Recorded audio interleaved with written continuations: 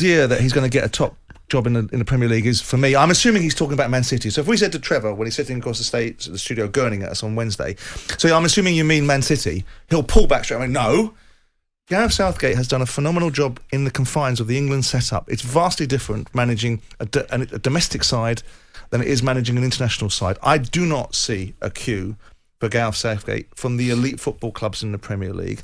I don't see the need to tie him down to a contract.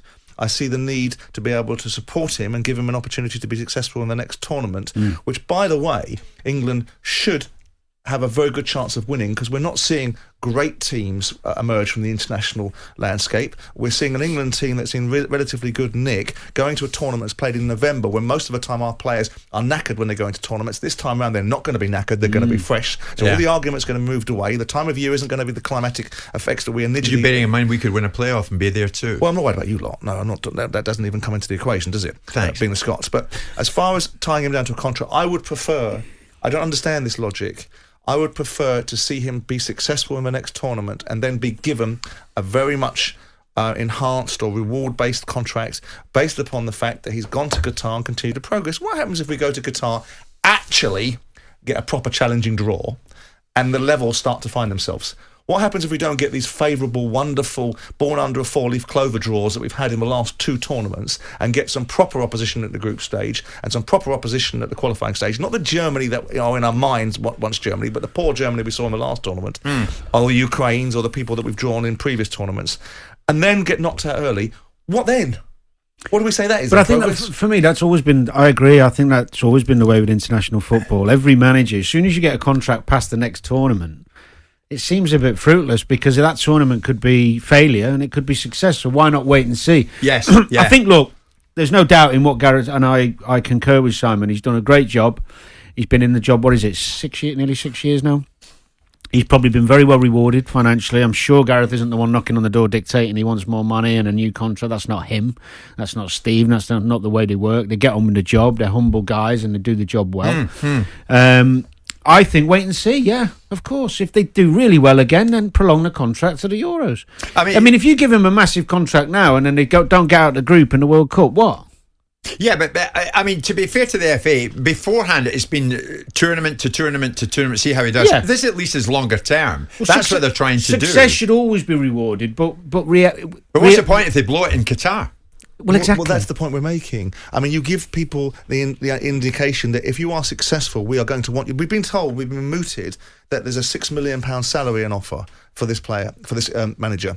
Now look at it. Steven Gerrard's gone to Aston Villa, which is arguably one of the most ambitious football clubs in the Premier League, because they've clearly laid their direction of travel out and they've got lots of money behind them. So he already is in a situation where the financial side of the opportunity is going to be taken care of if he's successful. Success in football has to be consistent. It can't be what you did yesterday. It has to be what you do today and tomorrow. So with the greatest respect in the world to Gareth Southgate, who I think has handled himself specifically and explicitly with the media fantastically, I think he's managed to convince everybody that he's a fantastic elite international manager without actually winning anything and stealing defeat from the jaws of victory on 2 occasions. And yet we still buy into this philosophy, and he's about to be given potentially a job in a year's time, or now it would seem, with a £6 million salary. I mean, you can understand why they've done it, Simon, to be honest. Well, is this a semi-final, then a final, 2 major tournaments? But it wouldn't be Gareth knocking in their door. No, some bright spark at the FA said, "Look, we better show that we really have major faith." Is the new contract going to change Gareth's outlook, work ethic, plans, preparation, any part of his job? Is he going to change anything? Anything no, he does? The answer's got to be no. Of course, it's no. He's going to do everything he can to be successful next year. Of course, he is, because it benefits him, the team, the country. He's doing it. He always will give his all. So, in some respects, the new contract, whether it happens or not, is somewhat irrelevant. Well, some might say, Danny, in a World Cup year, there could be distractions about Southgate. They can respect? develop. They will throw... speculation will come in. Let's say... From this big queue, okay, according to Trevor, let's go down that. Clubs that would be queuing up to get him. Okay, let's say Manchester United... This is laughable, by the way. Let's say Manchester United got rid of Ollie and wanted Gareth Southgate. Let's just... Yeah. Do you think him being in a contract or not having new contracts is going to change the outcome It's of a good that point. scenario. Oh, you've got to realise that Doesn't really Only in matter either terms of way. compensation. But you footballers and football managers are easily distracted, aren't you? Because the moment something comes along that you don't want or don't get, Harry Kane's form was because he's been distracted by the millions he couldn't get going playing for Manchester City. So by definition, you can't have it one way and not the other. You What do you can't mean? suggest that people are constantly saying that people's form is affected by something in the background. Harry Kane hasn't performed very well. Yeah, we're talking because about he was a manager distracted. here. But he was a player once, and they're cut Okay. from the same cloth. Players become managers. They have the So set what do you outlook, they mean? just What's get a bit the point? wiser. I'm saying that they potentially, if he's going to Manchester United during a World Cup year, it could be considered a distraction in football terms. But wouldn't it be a distraction if he had the contract or not? Hmm? Wouldn't that be a distraction either way then, whether he Why? had the contract or not? Well, so are you saying give him a contract now to I'm not saying give him a exclude the Man contract. United opportunity, which would never happen? No, by I'm the way? saying it. He's I'm basically saying contracts aren't worth the paper they're what written I'm on. saying is the contract won't make a difference No. because Well, I if think- Manchester United want Gareth Southgate, with the exception of Don Revie, who ran out to go and manage in the United Arab Emirates, most people that sign a contractual situation with England are very keen to be there, Yeah, right? yeah. And want to stay there. So if he signed a new contract, I don't think it's going to be club versus country rule. I think Gareth Southgate would destroy every last single shred of his reputation Yeah. if he got a contract and then suddenly decided that he wanted to play hard and fast with a domestic offer. But the thing is, Trevor's reminded us that Harrogate is close to Leeds. And that's an important observation, and I think it adds to the credence of to the fact So that this Trevor's not argument- managing. So if Leeds don't set the heather on fire, then we've got to look at the distance between Harrogate and Leeds. We do, as a key determinant. I mean, but obviously, Stephen Gerrard's gone to Aston Villa because of the geography. So Well, it does exactly. play a part of it, Yeah, but for different yeah. reasons. If you can get closer to the club that wants you, then that job could be yours. That's the way. back to I the think point. Trevor's Back looking to at the it. point.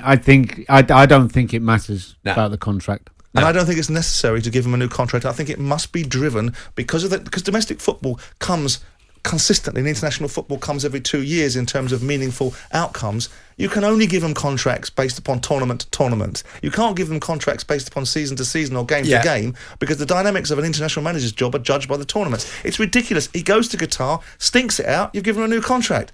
Wow, goes to Qatar. Now you may be lucky, and you may find out that he gets another fortuitous draw. Well, you could another set of say crap two good teams. tournaments gives you the Keeps you two good tournaments.